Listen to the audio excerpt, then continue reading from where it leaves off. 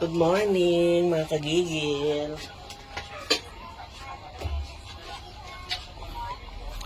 Yan, almusal na. Kasabay ko ang aking pamangkin bago pumasok.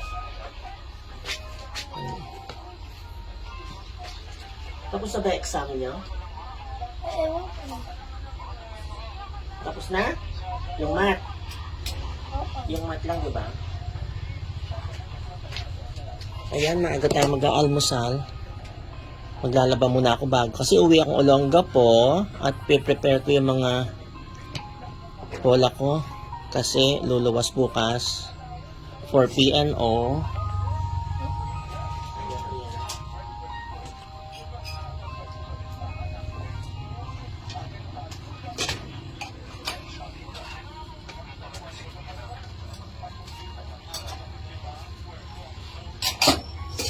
Ayan.